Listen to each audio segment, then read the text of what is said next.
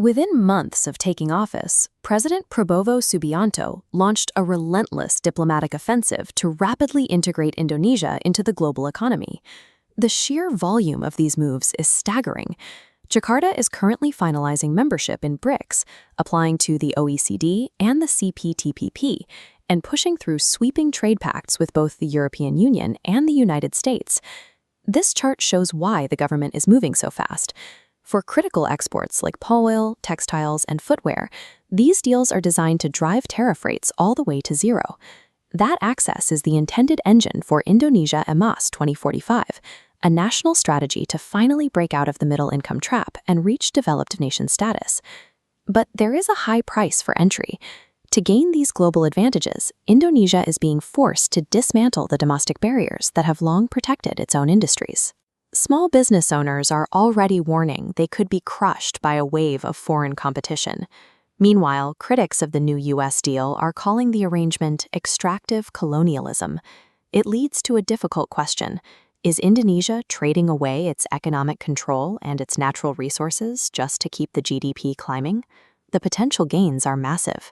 This diagram compares the baseline to the new projections, a 19% surge in exports from the CPTPP and 600 million euros in annual savings from the EU deal. But looking at raw material flow, the cost is clear. The EU deal requires Indonesia to end its monopolies on critical minerals like nickel.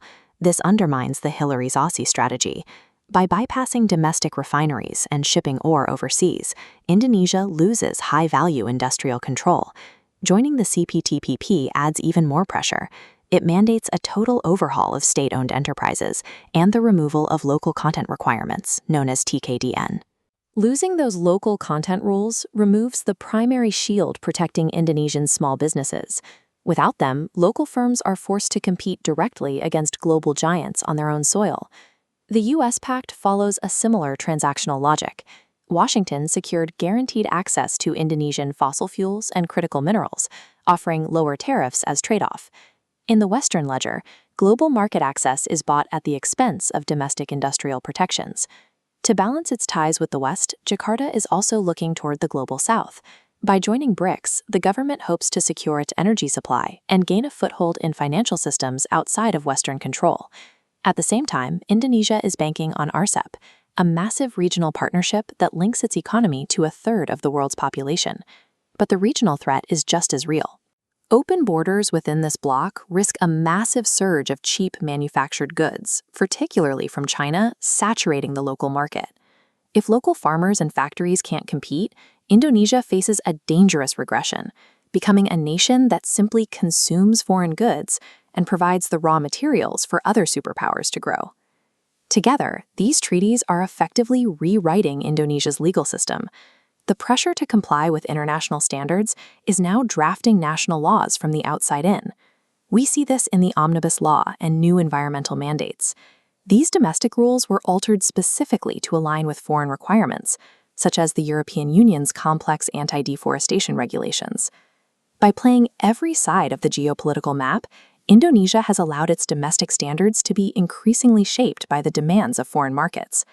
Prabowo's administration is walking a geopolitical high wire. It's a strategy built on the reality that total, isolated sovereignty is no longer viable in a multipolar world. In the 21st century, a nation's strength is defined by its interdependence.